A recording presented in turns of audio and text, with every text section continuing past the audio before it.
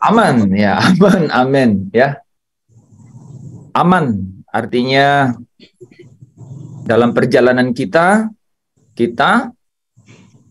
sedang dipelihara ya. Kita sedang dijaga, kita sedang dibentengi. Saudara itu. Jadi saya tadi bilang aman, aman ya. Harus bilang aman. Kenapa saudara? Saudara dan saya punya iman bahwa kita sedang dijaga, saudara. Ya, kita dalam penjagaan ya yang sempurna dari apa ya namanya ya,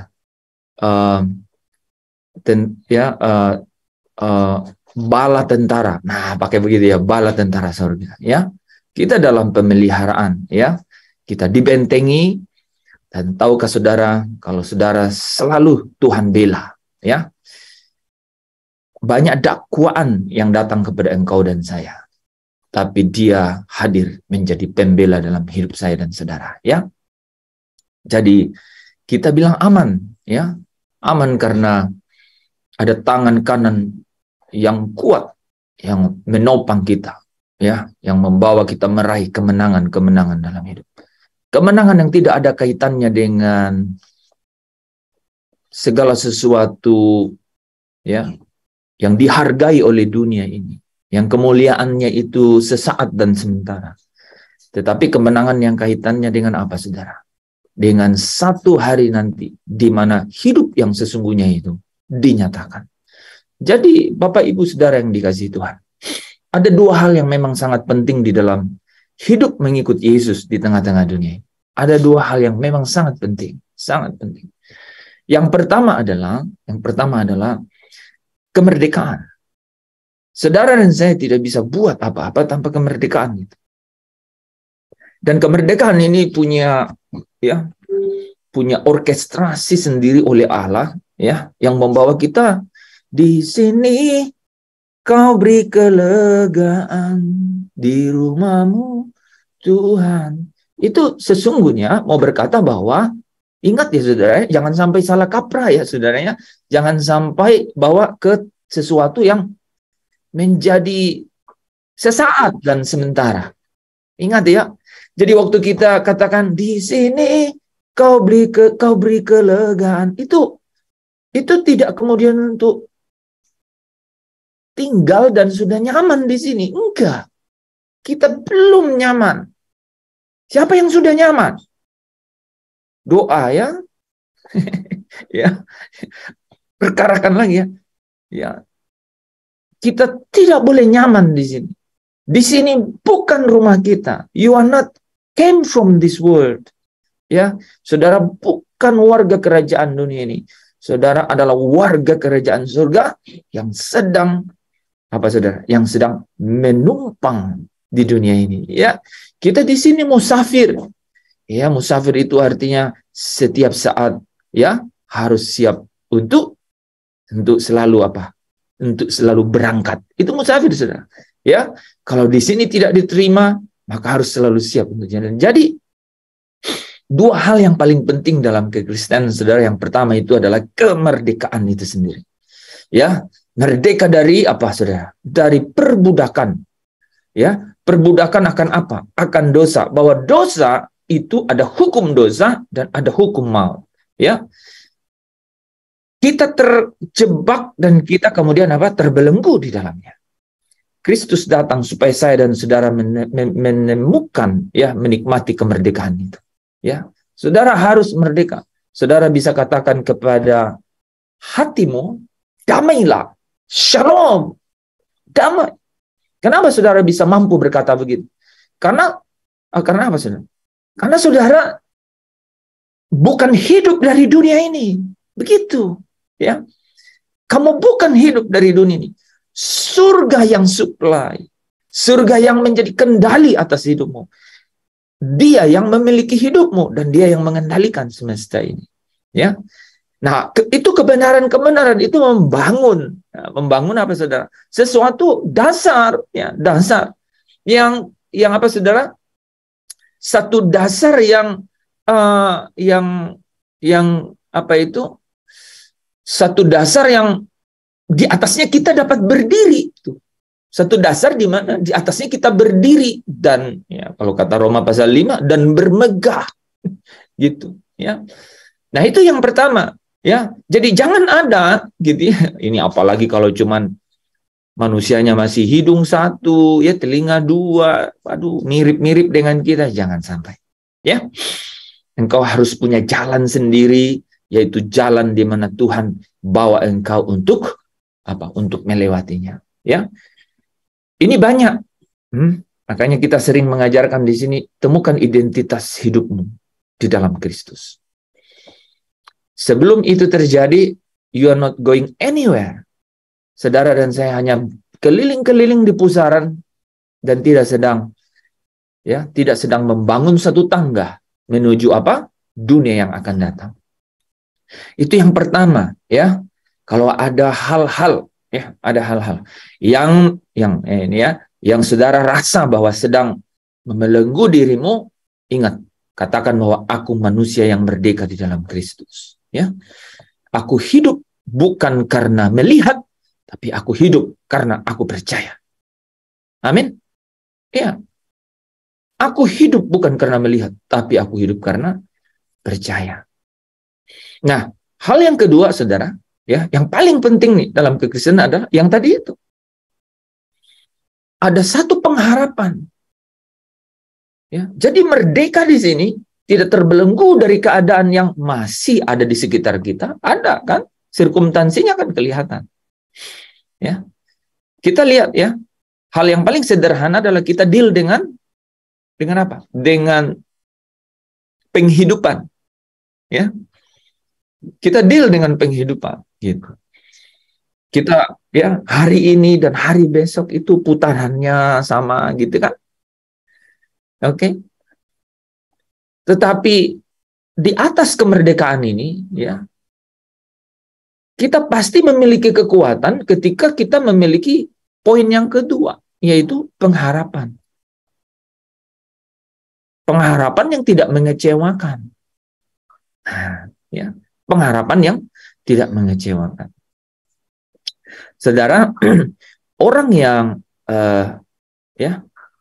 yang memiliki pengharapan mengenai hidup yang akan datang itu, dia di dalam hidupnya itu mengalami sesuatu yang luar biasa. Malam hari ini itu saya akan lebih fokus pada poin yang kedua, ya. Poin yang kedua, ya. Poin yang pertama tadi beberapa malam kita udah lewatin gitu ya. Itu bicara mengenai satu dasar untuk berdiri. Itu namanya kasih karunia. Jadi tidak ada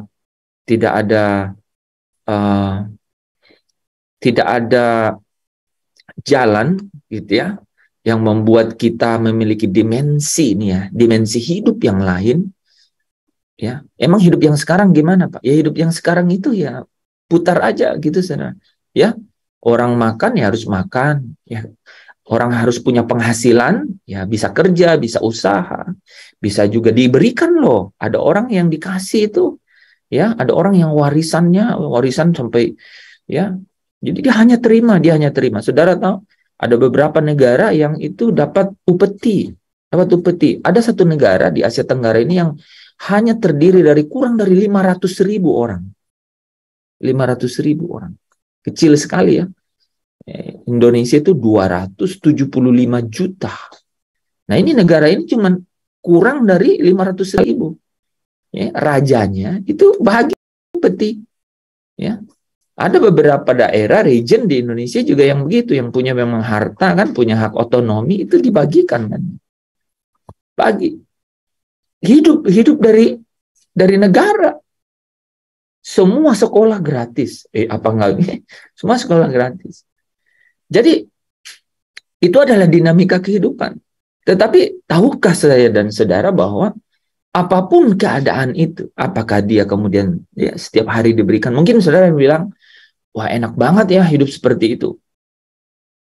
Sebelum kita masuk ke dalam dinamikanya setiap hari, kita nggak pernah tahu. Kita nggak pernah tahu. Apanya Pak yang nggak pernah tahu? Ada dua hal. apa yang menjadi eh, eh, gejolak di dalam pikirannya, dan apa yang menjadi kegelisahan dalam hatinya. Itu dua itu. Dan kehidupan manusia itu selalu, saudara, itu selalu direfleksikan oleh bagaimana suasana hati dan bagaimana suasana pikirannya.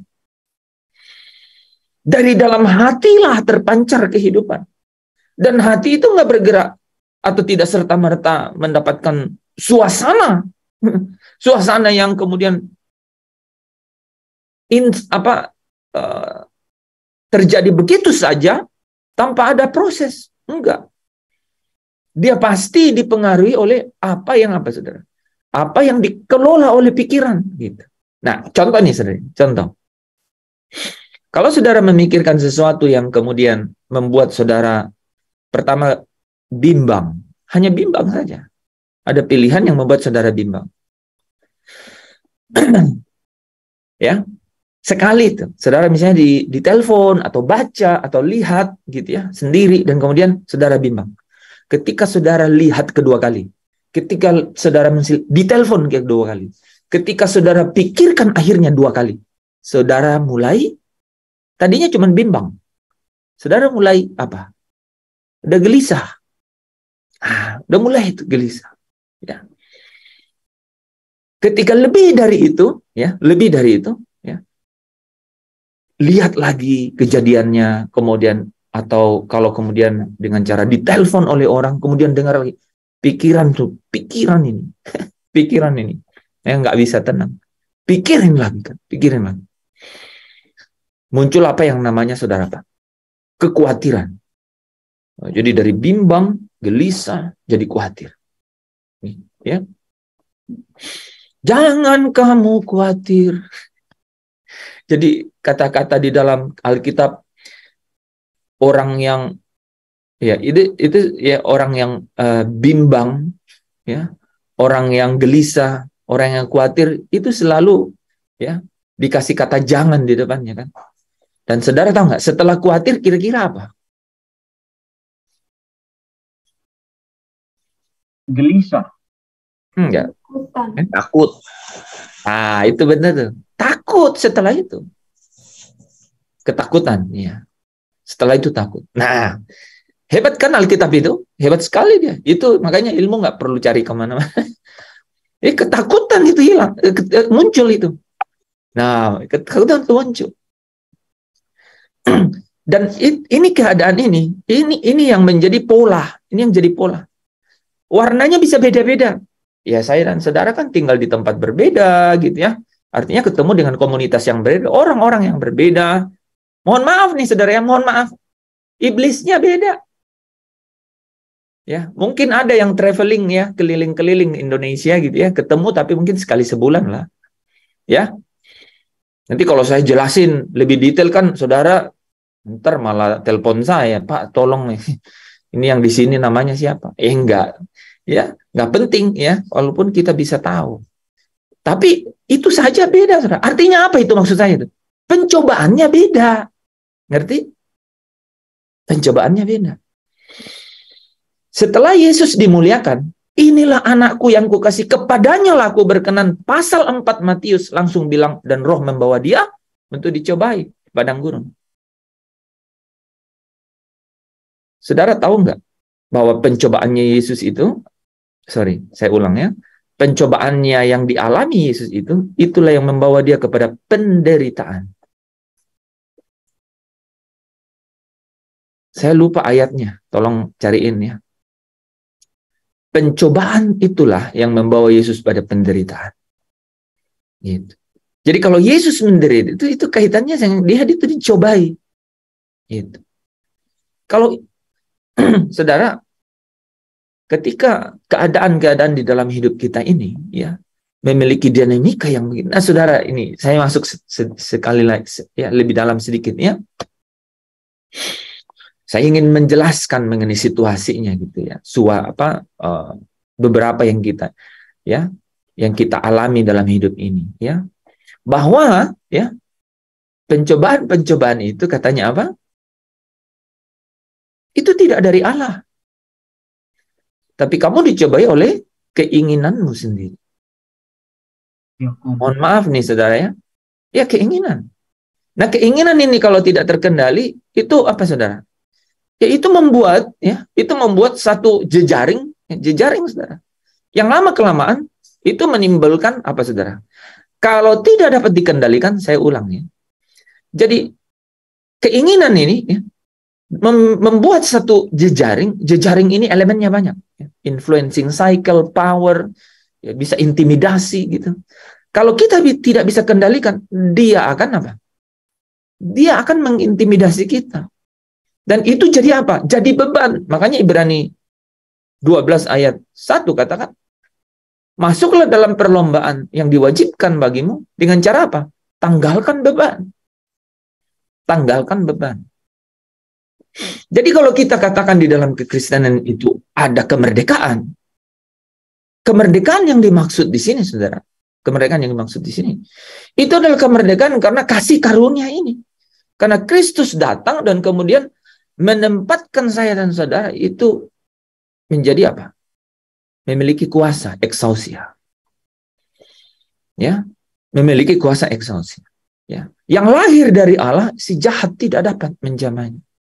Ya, di dalam engkau ada benih ilahi. Gitu, ya. Nah, artinya apa? Saudara memiliki kekuatan, exousia, kapabilitas, privilege, ya, untuk bilang kepada iblis, jangan ganggu, ya, jangan ganggu. Sit down nicely over there, not here. Ya, jauh dari aku, duduk di sana, ya, jangan di sana, tidak di sini. Saudara dan saya punya itu, mau nggak? Tapi mau nggak bilang begitu? Wah. Itu di situ. Mau nggak? Punya keinginan nggak gitu? Atau jangan-jangan sampai bilang, sampai ini ya saudara, ya, apa istilahnya? Serigala berbulu domba, saudara. Ya, serigala berbulu domba. Ya. Jadi itu artinya apa serigala berbulu domba, saudara? Menipu. Ya. Dusta, ya mulai dari kata pertama ya. Kata pertamanya durhaka, dusta, menipu. Ini ya, ini dunia, dimensi kejahatan ini begini nih. Nah, dia selalu mencobai kita di dalam kehidupan kita itu dengan keadaan begitu. Nah, Bapak Ibu Saudara yang dikasihi Tuhan, merdeka dalam Kristus bukan berarti kemudian bebas dari masalah itu. Yes or yes? Buktinya adalah saya dan saudara. Ada di sini yang sudah bebas masalah? Enggak ada, saudara. Kenapa saya dan saudara, apa yang paling dapat saudara jadikan representasi atau jadikan alasan kuat bahwa saudara itu masih punya masalah? Kenapa?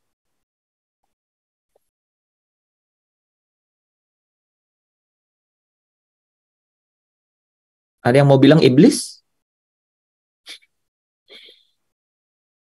Apa? Why are you still in a problems? Masih punya keinginan yang Oke, kalau kita tanya Bu Maria nih, Pak Lepri. Karena masih hidup dalam daging. Jadi karena masih hidup dalam daging. Maksudnya ibu pingin hidup dalam daging? Enggak. Maunya dalam roh, tapi pengennya dalam pimpinan roh. Tapi kan kita masih ada apa maksudnya keinginan dagingnya itu. Jadi apa itu? Jadi artinya apa itu yang menyebabkan ibu itu masih ada dalam masalah? Oh ya. Artinya apa? Artinya karena ibu itu masih ada tubuh iya, yang masih ada daging. Masih ada daging atau masih ada tubuh gitu ya? Iya. Yang apa? Yang di dalamnya kodrat dosa itu. Kodrat dosa. Tabiat dosa itu, ya apa? Tabiat dosa itu, ya masih duduk dengan manis di situ. Iya, maksudnya gitu. Yang katanya apa? Yang katanya selalu mengambil kesempatan untuk membangkitkan rupa-rupa keinginan. Ya. Ini makanya tahu nggak, Roma 8 bilang apa? Wah, itu kayak raungan itu. Raungan. Semua makhluk ya, sesungguhnya semua makhluk rindu. Ya, bahkan dibilang mengeluh ya di dalam hati. Bahkan kita, nih, jadi di situ dibagi dua tuh. Pertama dibilang apa? Seluruh makhluk. Nah, coba yang tahu ayatnya coba baca. Ya, Roma 8 ya. Jadi bilang semua makhluk mengeluh. Semua makhluk dengan rindu menantikan. Ya. Terus bagian keduanya dibilang bahkan kita yang menerima karunia sulung roh itu juga mengeluh dalam hati. Menantikan pembebasan atau pengangkatan sebagai anak-anak Allah. Pembebasan dari tubuh maut. Ada? Roma 8 ayat? Roma 8 ayat 22. Oke. Sebab kita tahu bahwa sampai sekarang segala makhluk sama-sama mengeluh dan sama-sama merasa sakit bersalin. Dan bukan hanya mereka saja, tetapi kita yang telah menerima karunia sulung roh, kita juga mengeluh dalam hati kita sambil menantikan pengangkatan sebagai anak, yaitu pembebasan tubuh kita. Amin. Nah, saudara bisa perhatikan kan? Jadi kita ini yang sudah sebagai anak ya, anak artinya orang yang percaya loh, ya. Anak tuh orang yang percaya, ya. Kamu diberi kuasa untuk menjadi anak Allah, yaitu kamu yang percaya, artinya kamu yang menerima, gitu. Apakah orang percaya pasti sampai di perjamuan kawin anak domba? Pasti tidak. Hanya yang setia. Yang setia itu artinya apa? Orang yang mengambil kekudusan di dalam dia, gitu. Yang dikuduskan, itu yang berhasil melewati jaminan kekudusan itu. Ini ayat, ada Ibrani 2 ayat 18 ya, dari Pak Tadus. Sebab oleh karena ia sendiri telah menderita karena pencobaan, maka ia dapat menolong mereka yang dicobai. Ini betul nih. Inilah ayat nih. Ya, jadi Kristus itu menderita karena pencobaan. Ya, dia telah menderita karena pencobaan. Ya, oke. Jadi, saudara, hal yang membuat kita ada di dalam masalah itu karena ini tubuh ini. Jadi tidak ada kan yang nggak punya masalah. Jadi kalau dibilang merdeka, terus merdeka apa? Nah, kita harus mengerti itu kan. Bahwa kita merdeka artinya apa? Punya kehendak bebas tuh, kehendak bebasnya. Dapat memilih, dapat memilih apa? Untuk hidup tidak menurut daging. Saudara, kalau perhatikan semua kata-kata itu, saya heran sekali. Heran kenapa kok tidak menurut daging yang di depan loh. Yang menurut rohnya itu kemudian gitu disebut. Rupanya ada ada makna yang dalam di situ, bahwa kita merdeka itu artinya kita memiliki kemudian eksausia untuk bilang tidak hidup menurut daging. Nah, Bapak Ibu tahu nggak? Itu saja sebenarnya, itu sudah membuat kita itu menjadi orang baik gitu. Baik. Ya, kita menjadi orang baik. Kita dapat, nah ini kita bisa menjadi baik. Makanya pemimpin muda yang kaya itu bilang, perbuatan baik apakah yang harus kulakukan gitu. Karena dia punya persepsi atau pemahaman gitu, pemahaman bahwa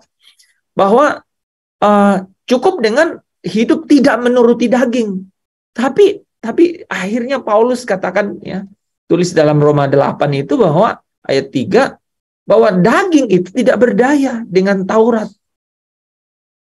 Maka apa? Maka harus ada selubung yang disingkap. Dan hanya Kristus yang singkapkan selubung itu. Taurat tidak bisa membenarkan. Gitu, ya. Semua apa yang Musa bawa, gitu, apa yang Elia bawa, gitu ya. Kita kemudian kan tadi malam kita bahas mengenai perjumpaan di atas gunung itu. Ya, Yesus mau katakan kepada mereka bahwa inilah masalah umat manusia nih. Tidak dapat ini. Karena apa? Begitu ganasnya gitu. Begitu ganasnya pencobaan-pencobaan ini. Dia bilang gini, Lucifer belum mau menyerah. Ya. Jadi apa? Jadi harus ada cara untuk apa? Untuk benar-benar menyelesaikan ini. Nah, ini kaitannya dengan waktu Yesus bilang sudah selesai.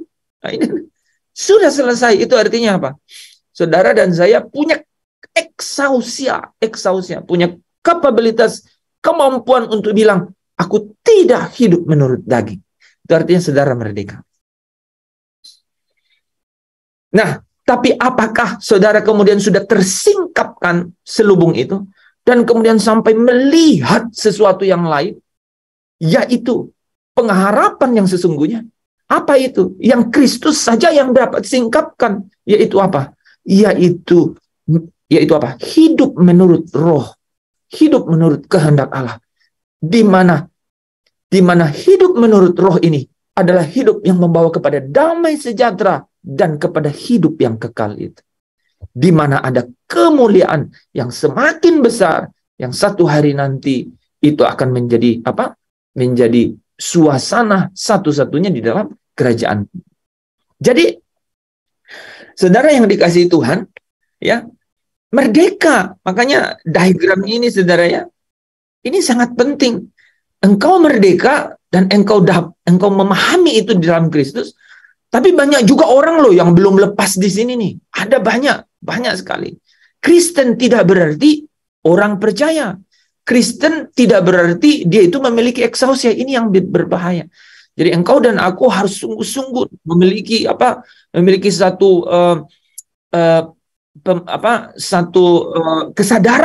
kesadaran dan penghayatan bahwa engkau sungguh-sungguh sudah ada Roh Kristus di dalam engkau.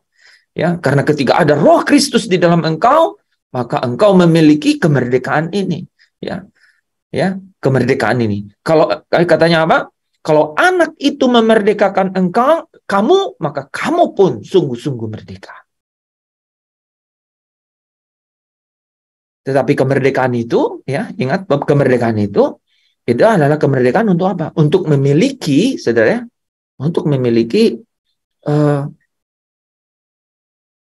kekuatan, untuk memiliki kemampuan, untuk memiliki apa? Untuk memiliki satu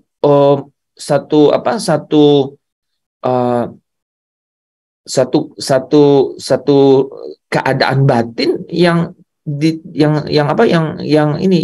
tersingkapkan dari selubung gitu. Artinya hati yang dapat melihat gitu. Hati yang dapat melihat. Nah, ini rahasianya memang di situ gitu ya. Hati yang dapat melihat. Nah, bagaimana lihat? Lihatnya melalui pengharapan. Lihatnya melalui pengharapan. Ya, nah ini yang saya bilang bahwa kita hidup ini di dalam pengharapan itu. Pengharapan. Nah, tadi kan Roma 8 ayat berapa tadi? 20 ya? 23 apa 20? Ya. Oke, 22 ya. Oke, jadi di dalam pengharapan itu kita menanti-nantikan. Nah, saudaranya, itu yang kita akan bahas malam hari ini ya. Intronya lumayan ya. Jadi itu yang kita akan bahas malam ini. Kita merdeka, itu artinya kita punya kekuatan untuk tidak lagi hidup menurut daging. Kita punya apakah selalu bisa? Tidak. Saudara harus memutuskan untuk tidak hidup menurut daging. Dan kemudian dengan mata hati yang terang. Dengan mata hati yang terang. Artinya Kristuslah yang menyingkapkan. Dengan mata hati yang terang, engkau bisa melihat cahaya kemuliaan Allah. Itu Kristus. Ya. Melihat cahaya kemuliaan Allah itu di dalam Kristus ini. Nah, bagaimana itu dapat kita alami? Nah, bagaimana itu kita dapat alami? Ya, bagaimana itu dapat kita nikmati? Bagaimana kita dapat teraih itu? Bagaimana kita, ini kata-kata yang paling terakhir ya. Itu ini yang terakhir ini. Bagaimana kita dapat mengambil bagian di dalam? Itu, pakai kata-kata gitu. Jadi, Jadi kalau saudara perhatikan ini kan di atas ini kan tulisannya apa? Supaya apa? Kita dapat mengambil bagian, ya. Ini nih, bagian dalam kekudusan Allah. Akhirnya itu akhirnya itu. Ya. Dan itu artinya saudara, ya, itu artinya engkau dan aku apa? Pada saat Kristus datang menyatakan dirinya kelak, maka engkau dan aku itu apa? Dapat turut di dalam. Itu pakai kata-kata begitu. Turut di dalam kemuliaannya. Ini prosesnya nih. Wah, ini prosesnya. Saudara tahu nggak proses ini? Inilah yang disebut pengudusan diri. Inilah yang disebut serupa dengan Kristus, serupa dengan gambarnya. Diubahkan. Inilah transformasi hidup itu. Ya, inilah transformasi hidup itu. Inilah yang Paulus katakan di Roma 12 ayat 2 itu. Ya, do not conform to the world. Ya, janganlah serupa dengan dunia ini. Tetapi berubahlah oleh pembaharuan budimu. Ya, be transformed by renewing your mind. Ya, supaya kamu dapat membedakan ya mana yang baik, yang berkenan. Ya, supaya kamu dapat membedakan manakah kehendak Allah. Ya, supaya kamu membedakan kehendak Allah mana yang baik, yang berkenan, dan yang sempurna. Ya, jadi saudara, pengharapan ini, ya, pengharapan ini kaitannya dengan menanti-nantikan. Kalau saudara baca di 1 Yohanes 3 ayat 3, ya. 1 Yohanes 3 ayat yang ketiga.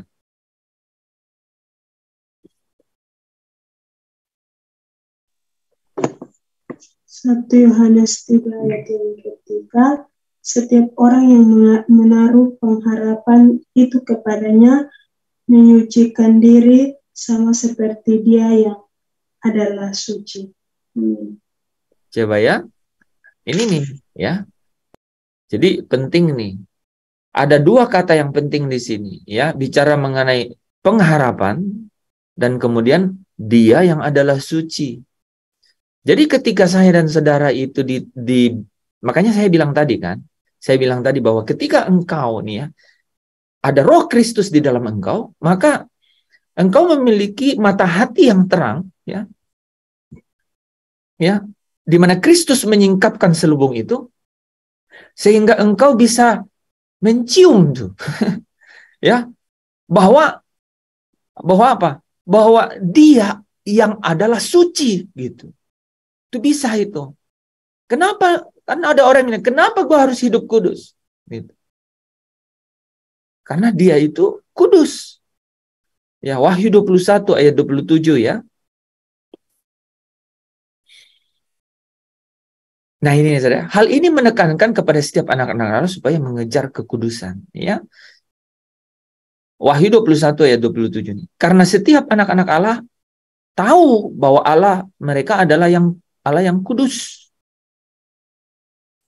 Hati dan matanya sedemikian suci sehingga kecemaran dan kenajisan tidak diizinkan berdiam bersama-sama dengan Dia. Saudara kalau baca ini bisa ngerti ini. Apa bedanya merdeka dalam Kristus sama pengharapan akan mendapat bagian dalam kekudusannya? Coba, saudara ya, coba ya, kita renungkan sama-sama gitu ya. Ya, kita dimerdekakan dalam Kristus untuk apa? Supaya kita punya eksausia kemampuan untuk apa? Untuk apa? Tidak hidup menurut daging, tapi hidup menurut roh, sampai engkau dan aku menerima apa? Seluruhnya, ya, yaitu harta dan warisan itu. Ya, untuk mendapat bagian di dalam kekudusannya. Karena Wahyu 21 ayat 27 ini, ada yang bisa baca? Wahyu 21 ayat 27. Wahyu 21 ayat 27. Tetapi tidak akan masuk ke dalamnya sesuatu yang najis, atau orang yang melakukan kekejian atau dusta, tetapi hanya mereka yang namanya tertulis di dalam kitab kehidupan anak domba itu. Amin. Amin ya. Jadi jelas saudara ya, mereka itu mengerti ya Ya, bahwa hati dan matanya Bapa itu sedemikian suci sehingga kecemaran dan kenajisan tidak diizinkan untuk berdiam bersama-sama dengan Dia. Ini kenapa Yesus kasih apa? Protap gitu, prosedur tetap. Ya, bagaimana untuk ikut Dia kan? Di sini nih. Ya, disinilah ya bagian di mana seolah-olah nih orang selalu punya persepsi yang kemudian ada perbedaan gitu. Ya. Orang yang merdeka dalam Kristus itu tidak ada jaminan untuk bisa dapat sampai di garis akhir dengan setia. Tidak ada mahkota tanpa memikul salib. Ya. Jadi ketika dia merdeka itu artinya dia memiliki kekuatan untuk tidak hidup menurut daging, tapi hidup menurut roh. Tetapi hidup menurut roh ini adalah apa? Itu adalah permulaan dari Dari kemuliaan itu. Sehingga sejak dia merdeka dalam Kristus, dia mencerminkan kemuliaan. Dia berdiri di atas kasih karunia itu sebagai permulaan dari atau cikal bakal dari kemuliaan yang lahir itu. Akan tetapi ya, roh Allah yang hidup ya adalah jaminan sampai menerima seluruhnya. Kok bisa? Bukannya sudah selesai. Nah, ada yang menarik, saudara. Mari kita baca Titus ya. Kemarin Pak Lepri kasih ayat ini. Titus 2 ayat 12 sampai 13.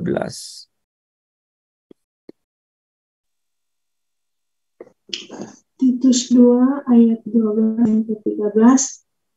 Ia mendidik kita supaya kita meninggalkan kefasikan dan keinginan-keinginan duniawi, dan supaya kita hidup bijaksana, adil, dan beribadah di dalam dunia sekarang ini, dengan menantikan penggenapan pengharapan kita yang penuh bahagia dan penyataan kemuliaan Allah yang maha besar dan Juru Selamat kita, Yesus Kristus. Amin.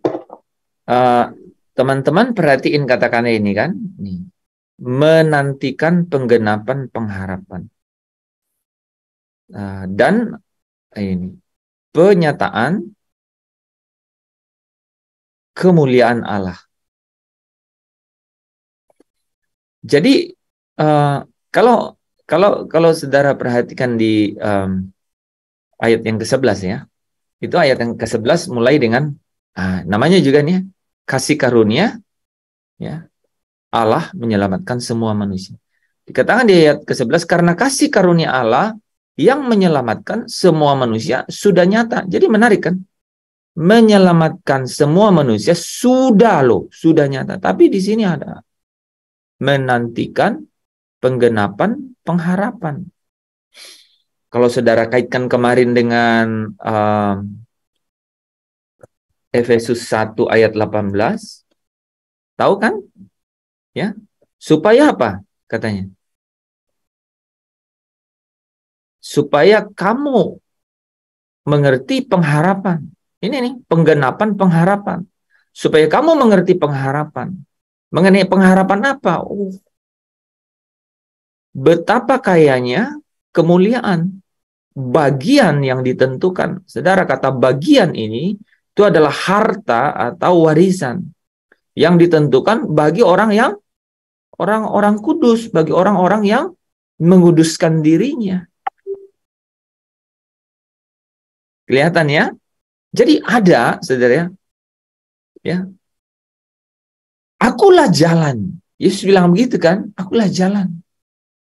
Tahu nggak jalannya? Gitu ya. Dia nggak bilang ya. Dia nggak bilang bahwa jadi dia bilang akulah pintu, akulah jalan, gitu. Ya. Dia nggak bilang bahwa akulah tempat perhentian, begitu kan? Ya. Jadi dia katakan bahwa akulah jalan, ya, akulah pintu, gitu ya. Ya memang di Matius 11 ya ayat 28 dia katakan marilah datang kepadaku, hai kamu semua kamu yang letih lesu berbeban berat, aku akan memberikan kelegaan ya. aku akan memberikan perhentian. Ya. Tapi perhentian di situ atau anapause di situ artinya apa? Kamu tidak akan liar lagi gitu. Ya, kamu tidak akan liar lagi. Kamu tidak akan mencari lagi seperti orang-orang yang penuh dengan filsafat dunia gitu. Ya, tapi kamu akan berhenti di sini dan apa? Dan fokus pada perjalanan, pada perlombaan iman gitu. Pada perjalanan untuk masuk dalam kekudusan hidup gitu. Ya. Nah, kita kembali ke tadi Titus ya. Titus 11. Titus 3 ya. Titus 2 ayat 11 sampai 13 ya. Nah, di ayat 2 dikatakan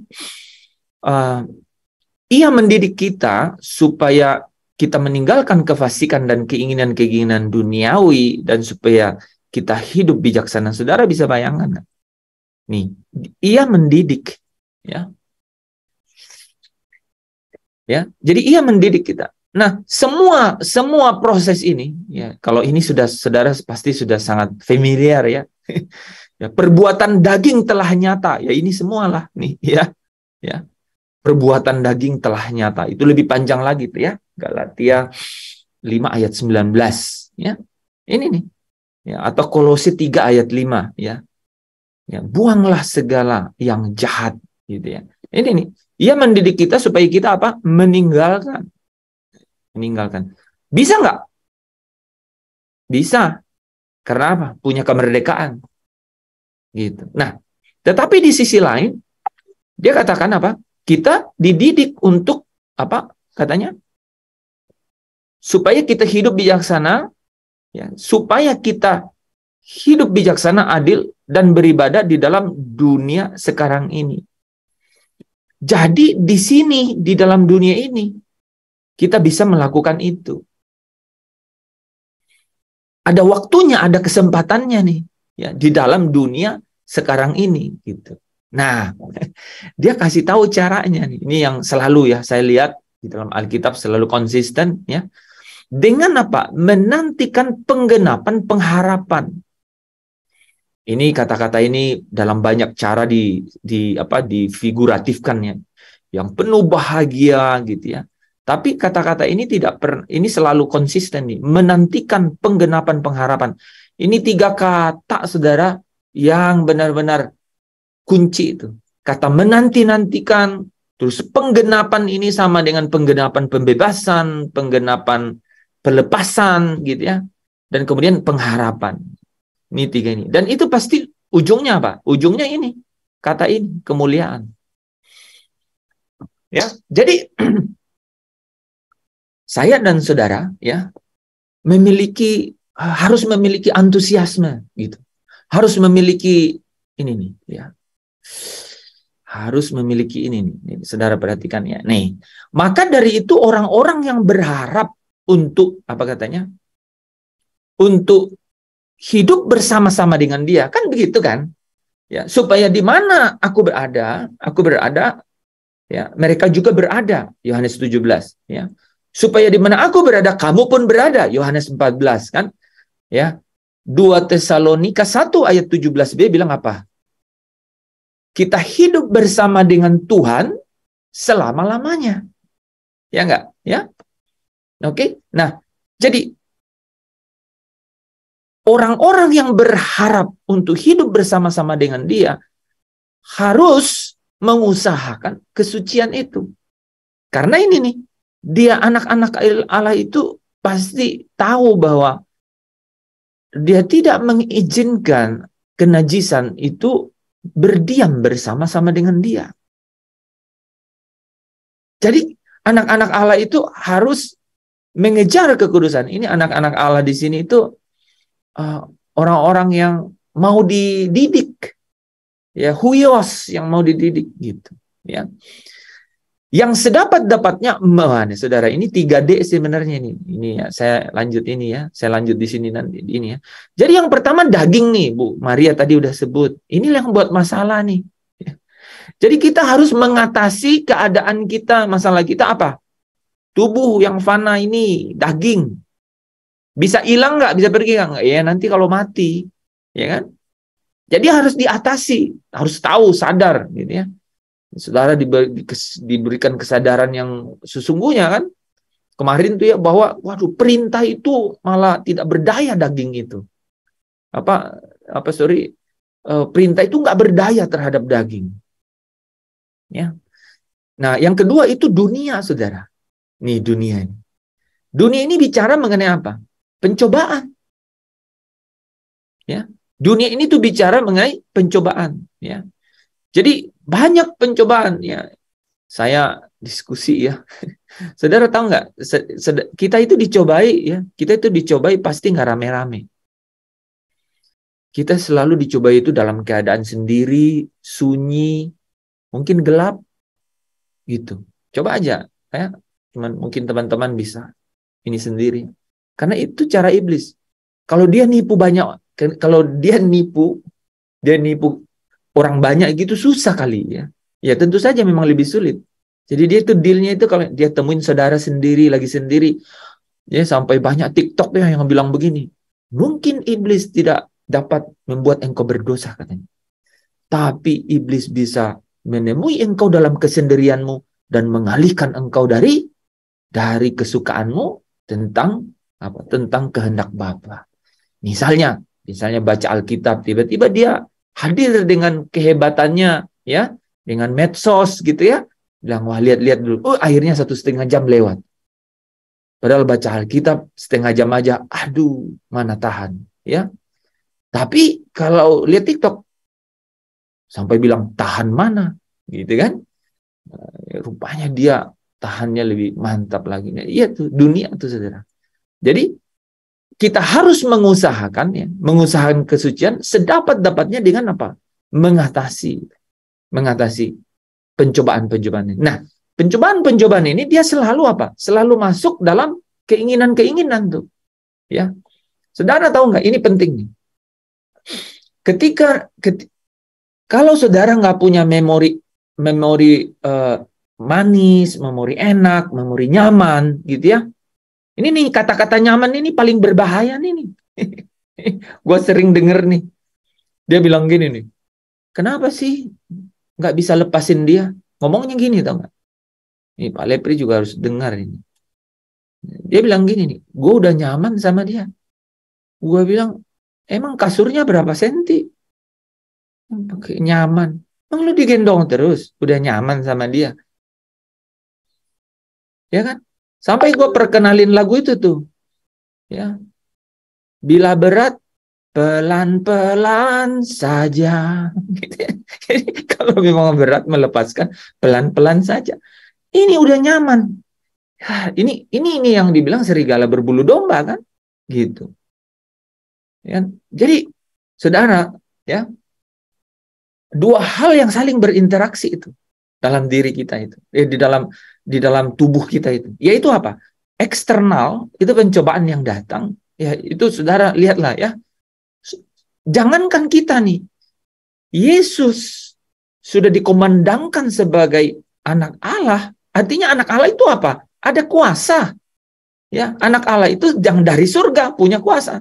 Iblis tuh bilang begini, lihatlah semua ini, kan? Kemewahan dunia akan kuberikan kepadamu. Dan saudara tahu? Dia nggak nawarin itu pada saat Yesus dan murid-muridnya. Enggak.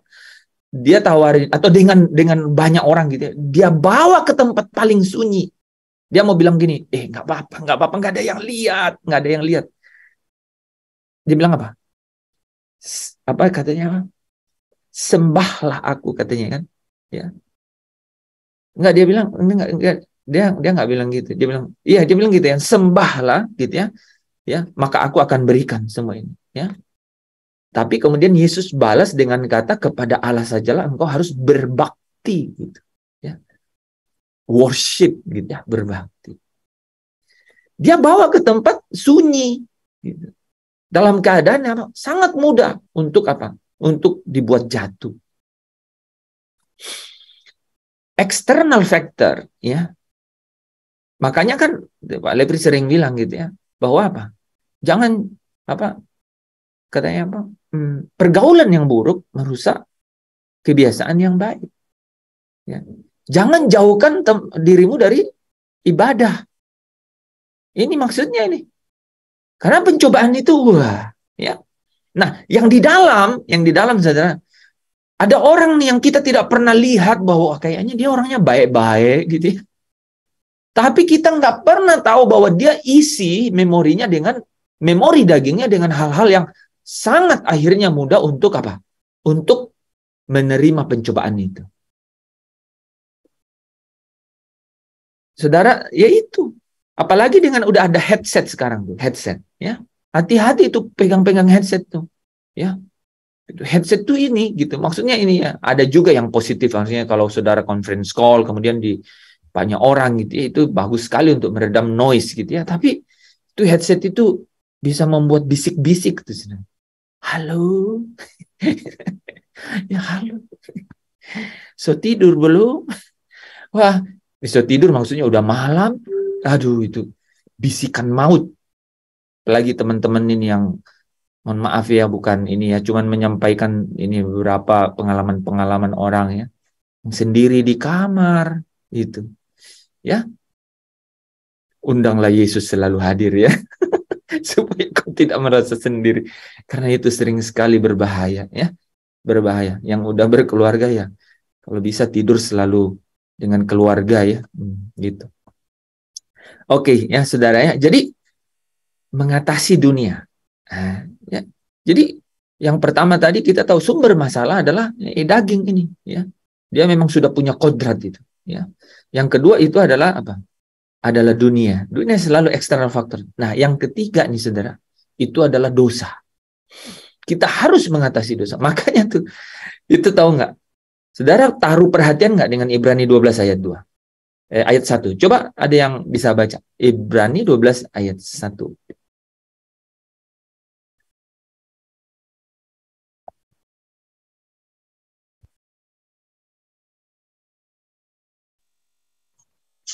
Ibrani 12 ayat 1. Karena kita mempunyai banyak saksi bagaikan awan yang mengelilingi kita, marilah kita menanggalkan semua beban dan dosa yang begitu merintangi kita dan berlomba dengan tekun dalam perlombaan yang diwajibkan bagi kita. Amin. Saudara bisa pilih nggak atau wajib? Kita bisa pilih atau wajib? Wajib. Wajib. Wajib ya. Nih. Jadi perlombaan ini wajib. Coba saya tanya, kenapa harus wajib ya? Karena kita sudah menjadi orang percaya. Nah, perlombaan ini. Nah, kenapa wajib tuh? Ini perlombaannya kenapa wajib? Ada apa dalam kata perlombaan? Karena itu adalah pertandingan nih. Ya kenapa pertandingan? Ada apa, kata apa dalam perlombaan dan pertandingan? Karena harus ada yang dicap. Ada lawan. Harus ada kemenangan. Ya, kemenangan dong, ya. Semua tadi kata-kata itu benar, tapi yang paling penting tuh kan kemenangan. Karena kemenangan itu. Ini nih yang menang, kalau tidak menang kan di Nina Bobo terus sama kodrat dosa. Iya, jadi maksudnya ini, kemenangan itu adalah bukti bahwa saudara dan saya bisa mengatasi, benar nggak? Iya. Ya kan? Gitu. Kita bisa mengatasi itu dengan kemenangan itu. Makanya ada kata kemerdekaan di sini dan kemenangan ini nih. Gitu. Nah, ini kalau kita sampai masuk ke dalam, kenapa ya di kitab Wahyu kepada jemaat yang katanya 7 jemaat, yang katanya sempurna ya, merepresentasikan gitu katanya, jemaat di seluruh abad dan di seluruh universe gitu ya. Kenapa pakai kata barang siapa menang? Karena bicara mengenai akhir nih, udah bicara mengenai akhir gitu. Ya. Jadi kembali ya dengan ayat ini. Jadi ketika di sini dikatakan bahwa ini perlombaan yang diwajibkan gitu. Kenapa wajib dong? Kenapa sih wajib? Karena kalau saudara dan saya tidak masuk dalam perlombaan itu, ya. Saudara tidak dan saya tidak masuk dalam perlombaan itu, kita tidak dapat menikmati kemenangan-kemenangan itu. Karena kemenangan-kemenangan itu menjadi tanda bahwa saudara dan saya itu dapat mengambil bagian di dalam apa? di dalam kekudusannya itu, di dalam kemuliaannya itu. Inilah proses, ya, proses hidup yang kita lewati, kita harus jalani gitu. Dan apa katanya tadi? Ini kata-kata yang mengundang perhatian kan? Ya. Yang begitu merintangi loh, saudara. Ada hal memang yang begitu merintangi kita. Ya, makanya kita diminta untuk apa? Untuk menanggalkan semua beban dan dosa. Nah, coba kebayangnya.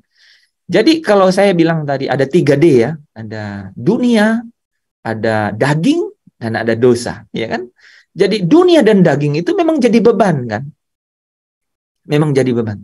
Tapi saya lihat di sini, kenapa ini pertama ya, dosa dikeluarkan dan tidak bagian dari beban. Yang kedua adalah kenapa beban dulu dan setelah itu baru dosa. Ada permainan apa di situ? Pasti bukan retorika kalimat kan? Pasti bukan. Gitu. Ya. Nah, kita harus katanya, ya, yang begitu merintangi, kita harus menanggalkan beban. Kenapa? Saudara, saya itu orang-orang merdeka, gitu. Orang-orang merdeka. Yang ada adalah apa? Yang ada adalah pencobaan yang datang. Ya, yang memberi kepada saya apa? Menu-menu dunia, ya, yang benar-benar kadang-kadang apa? Membuat kita itu apa, saudara? Tertipu. Kata-katanya memang exactly itu. Kan buktinya apa? Setelah kalau misalnya kita kemudian gagal gitu ya. Emang butuh 1 hari atau 2 hari untuk kita menyesal? Enggak. In a second. Seketika langsung nyesel gitu. Aduh. Gitu kan? Itu artinya apa? Tertipu banget. Ya, ketipu itu. Apalagi kalau ini nih. ngirim di WA. Wah, udah kesen. Pusing dia, gimana hapusnya? Gimana hapus? Ya, ada orang yang gegabah. Dia hapusnya untuk dia sendiri. Tapi di grup masih ada. Gimana itu, siapa yang bisa hapus? Tapi sekarang udah bisa ya. Admin udah bisa menghapus. Ya, puji Tuhan. Admin sekarang udah bisa hapus loh. Kalau dulu orang gak bisa hapus. Ya, banyak lah. Itu saya ngalami tuh banyak kejadian. Saya ingatin, itu mungkin kamu salah posting ya. Ya bisa hapus, tapi dia mungkin panik. Dia hapus hanya untuk dirinya sendiri. Kan ada optionnya itu. Ya udah, setelah itu kan nggak ada yang bisa hapus.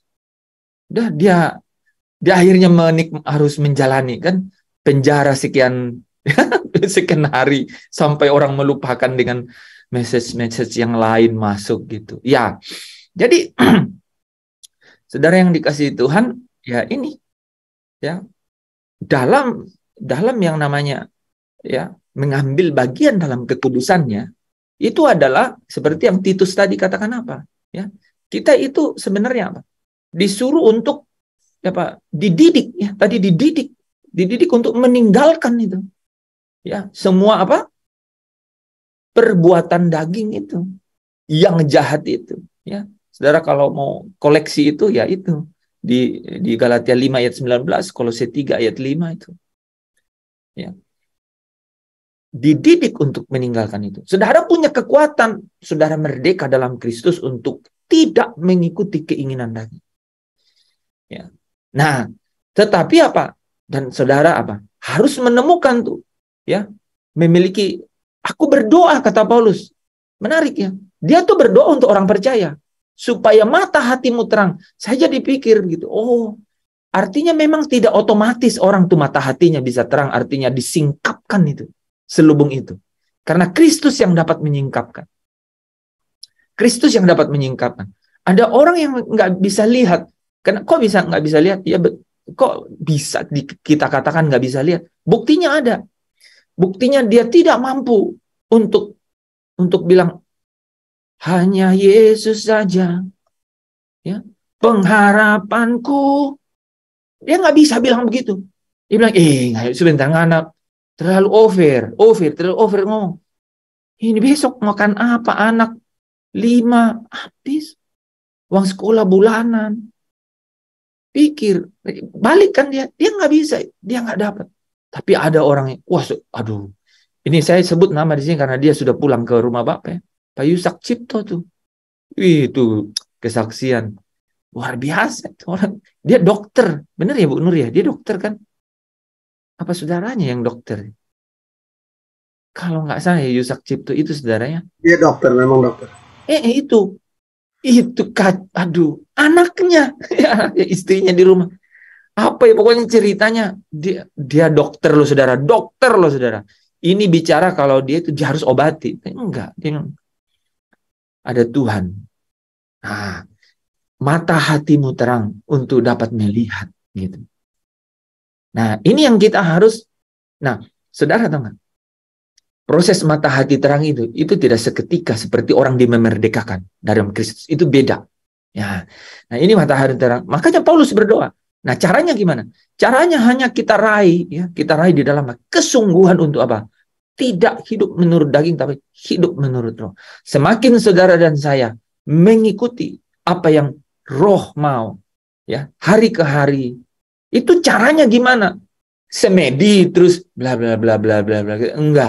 Enggak sama sekali. Itu tipuan. Kemarin tuh Pak Lepri itu saya kasih ini ya, kasih apa tuh? Walaupun tinggal wisuda ya kan nggak apa-apa ya. Saya kasih apa tuh? Saya bilang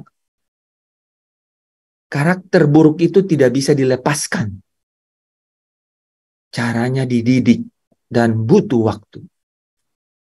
Jangan saudara bilang aku mau lepas dari dosa ini, dari perbuatan tidak senonoh ini.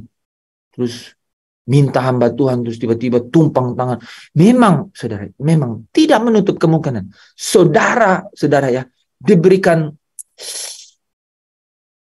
pengalaman rohani yang luar biasa. Dan itu sangat bagus. Itu sebenarnya gunanya untuk membawa saudara menikmati kuasa kehadiran Tuhan yang membuat saudara dapat memilih Tuhan dan hidup menurut Dia. Ya kan? Itu sebenarnya. Tapi apakah sudah selesai? Enggak. Saudara harus masuk dalam perlombaan yang diwajibkan. Gitu.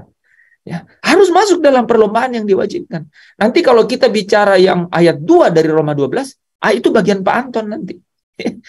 Ya, yaitu Yesus yang membawa kita kepada iman dan memimpin iman kita kepada kesempurnaan.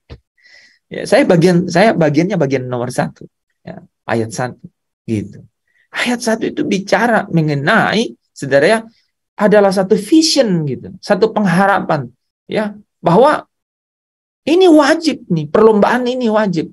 Dan saya harus menanggalkan. Kata kunci dari ayat pertama itu adalah mengenai kekudusan sebenarnya. Menguduskan diri, menyucikan diri. Nah, makanya teman-teman ya di bagian akhir ini kan ya 1 Yohanes 3 ayat 3 ya, setiap orang yang menaruh pengharapan itu kepadanya menyucikan diri sama seperti Dia yang adalah suci.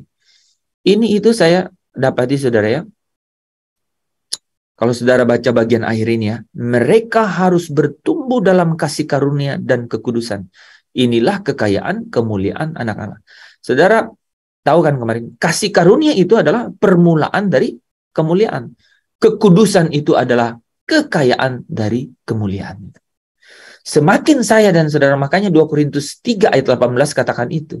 Dan karena kemuliaan itu datangnya dari Tuhan, maka kita diubah ya,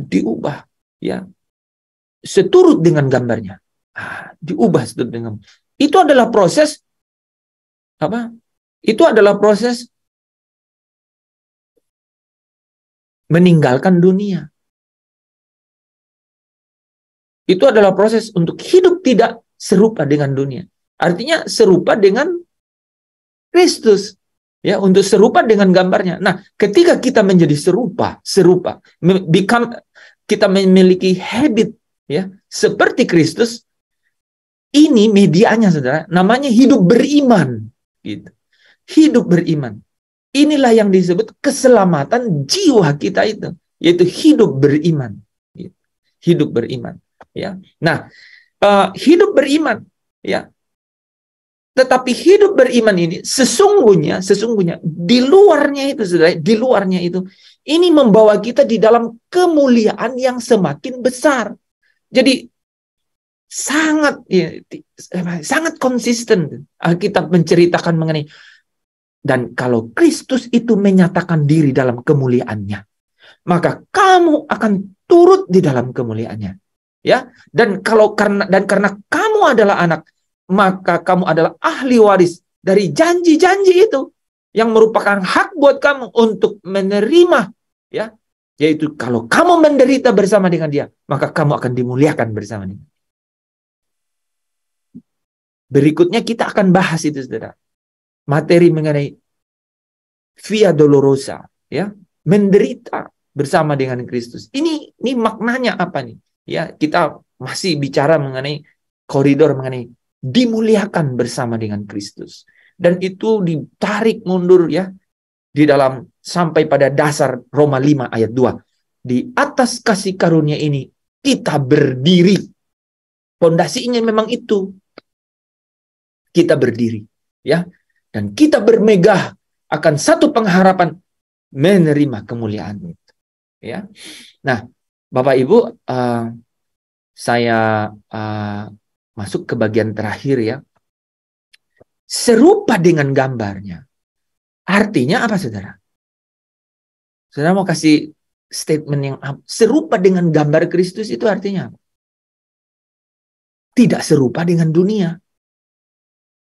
Itu aja. Makanya Roma 12 tadi itu kita ngomong, oh, Ibrani udah betul ya. Tadi benar ya Pak, tadi saya ngomong Ibrani 12 ya. Ya, oke. Kadang-kadang saya dengerin Roma 8 ayat 17 tadi. Enggak, tadi yang perlombaan yang wajib saya 12 ayat 1, 12 ayat 1. Ya. Ya, karena kadang-kadang Pak Tadus tuh yang ingatin saya itu. Kalau saya dengar rekaman, loh kok ngomongnya Roma 12. Lalunya. Jadi, nah, saudara, Roma 12 ayat 2 itu kan, ya. Ya. Jadi, makanya itu, saudara, ya, ditulis di situ, janganlah serupa dengan dunia ini, ya, tetapi berubahlah oleh pembaharuan budi.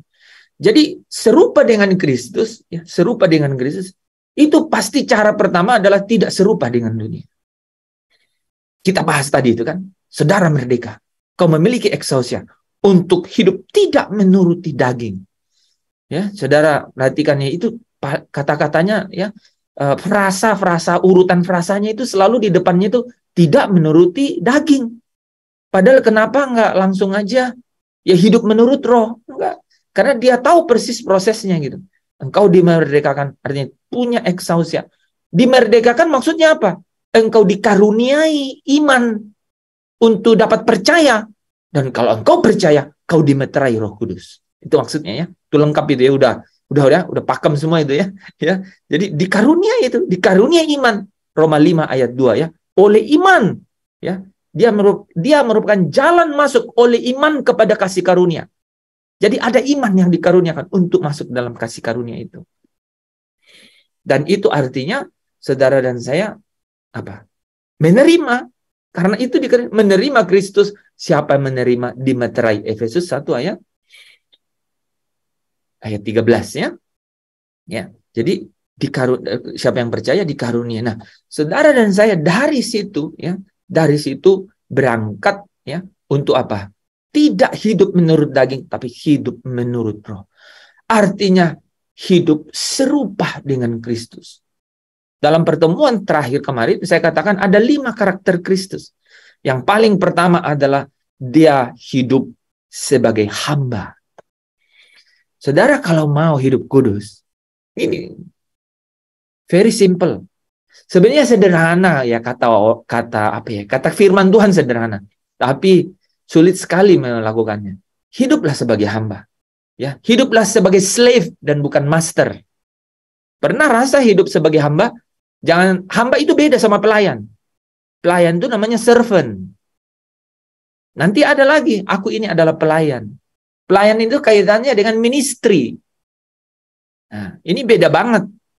Jadi catatan karakter Kristus yang paling Lucifer menyerah. Pernah nggak Lucifer mau jadi hamba? Nggak pernah. Itu kesombongannya. Nah itu.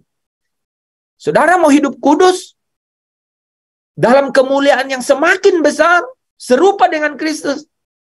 Karakter pertama itu jadi hamba. Slave. Saya sudah jelaskan ya. Saya pernah dapat cerita ini. Kan ada lagunya itu. Jadi lagunya itu menarik. Jadi hamba itu cirinya itu tuannya kalau mau panasin kakinya itu dibelek gitu. Perut hambanya masukin kakinya. Kan panas dalam perut itu. Terus tutup lagi. Karena itu musim dingin kalau nggak salah ceritanya apa di atas kapal ya. Kapal laut itu loh saudara. Ayo, musim dingin, es. Ada lagu itu. Lagunya itu apa? Lagunya apa Pak Terus? Katanya kok tanya saya. Itu loh. Mampir dengar apa? Bukan itu.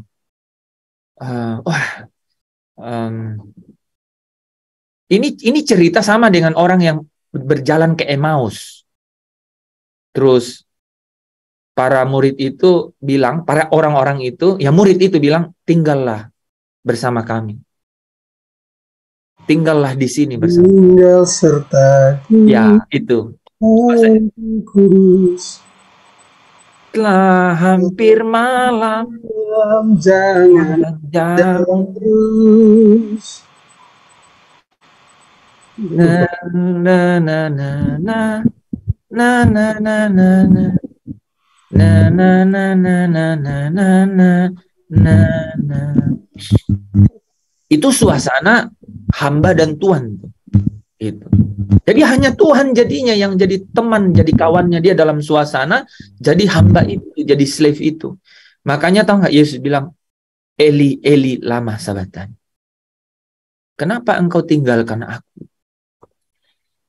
Itu dalam status hamba, dia tidak mempertahankan ya hak ya sebagai yang harus dipertahankan. Saudara kalau mau hidup kudus, become a slave. Jadilah hamba. Saudara pasti langsung top chair. Beneran saudara. Wah, tapi nggak mudah. Berjuang ya, berkali-kali berjuang. Ya. Ini nih saudara didik seseorang gitu tiba-tiba bilang, "Tolong dong ambilin sapu itu." Saudara ambil. Atau saudara apa aja dalam itu daging kita itu ketusuk gitu. Tapi I'm a slave. I have master. Saya punya Tuhan dan saya adalah hamba. Saudara sedang disucikan. Nah, yang kedua, Kristus ya, karakter Kristus yang dapat membawa kita ke dalam penyucian hidup itu adalah dia itu sebagai servant. Dia itu pelayan. Nah, kata-kata ini di dalam Injil itu dipakai kata ministry. Ya. Nah, jadi pelayan. Bukan dilayani. Ya. Tapi jadi pelayan. Kata pelayan itu, saudara ya, itu bicara mengenai apa? Orang-orang ini tidak menyibukkan dirinya dengan penghidupannya. Itu pelayan. Ya. Saudara memang pasti tidak mudah untuk membedakan hamba dan pelayan. Tapi saya yakin dengan contoh-contoh tadi saudara bisa melihat ya hamba itu kaitannya dengan sebenarnya saudara ya seolah harusnya bisa mempertahankan. Harusnya itu ya title saudara harusnya itu melekat kepada saudara, tapi saudara bilang no. Saya mau menanggalkan itu dan saya ambil posisi untuk jadi hamba. Ya. Nah, tapi kalau servant itu artinya apa? Pelayan. Dia tidak menyibukkan diri dengan penghidupannya. Dia itu selalu memikirkan orang lain gitu, ya. Untuk melayani orang lain. Mendahulukan orang lain. Itu sebagai hamba, ya. Dia itu sebagai pelayan gitu ya. Bukan kamu yang lebih dahulu melayani aku, tapi aku yang melayani kamu, ya. Nah, itu dua karakter Kristus saudara ya.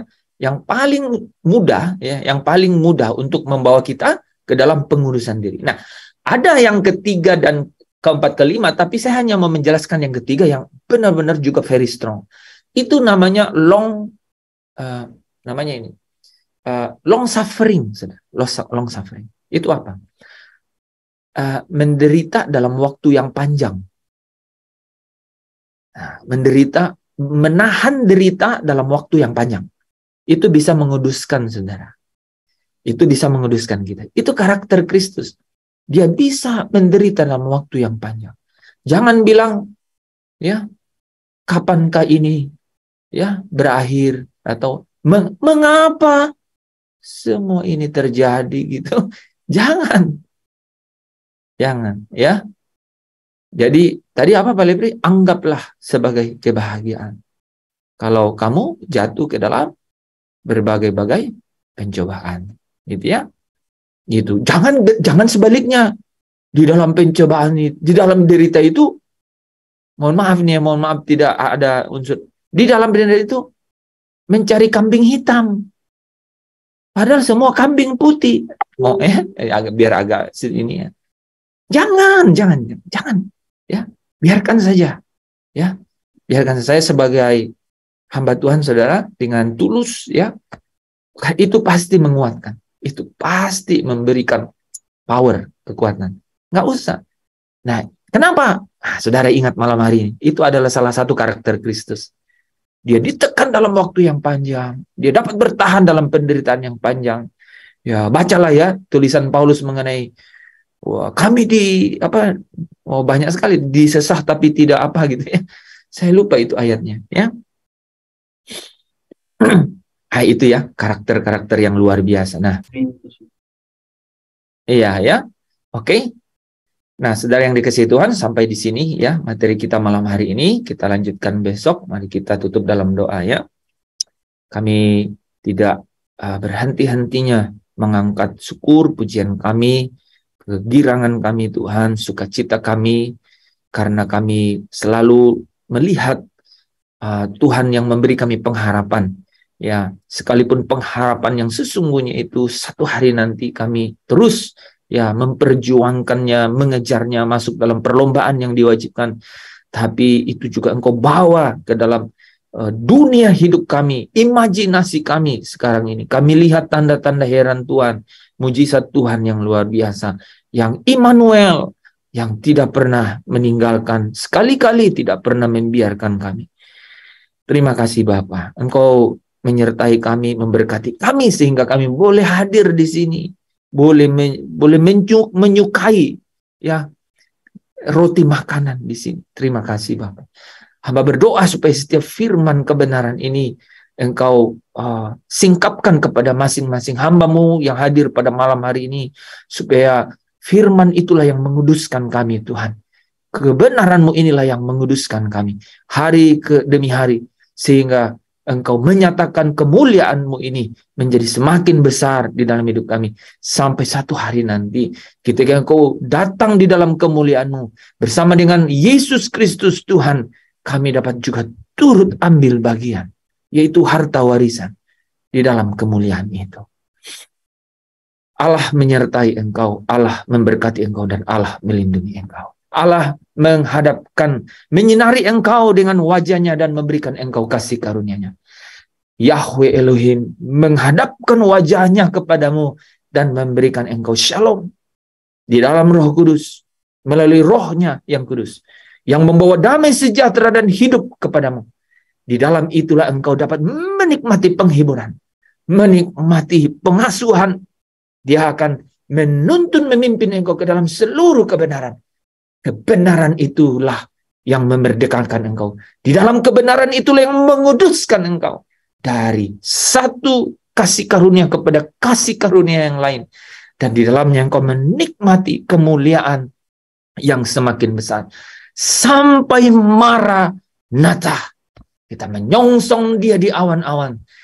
Kristus Yesus Tuhanmu, Tuhanku, Tuhan orang-orang kudusnya, membawa kita masuk ke dalam perjamuan pesta dengan pakaian putih dan lenan halus.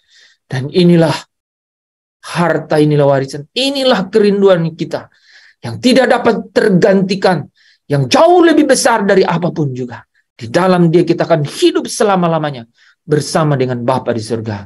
Saudara diberkati. Biarlah setiap engkau yang lemah malam hari ini dikuatkan. Hamba doa setiap yang lemah Tuhan. Engkau pencipta, the creators. Hamba doa di dalam hati yang Engkau di dalamnya bertahta. Pancarkanlah hari ini, malam hari ini, saat ini juga. Satu air kehidupan yang mengalir. Sehingga setiap pikiran-pikirannya Tuhan diberikan ketenangan yang luar biasa.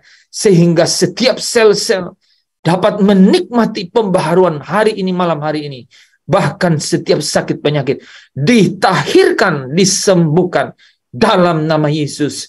Kau yang menikmati berkat Tuhan, yang bersuka cita malam hari ini, yang disembuhkan bersama dengan saya, berkata haleluya, haleluya, amin.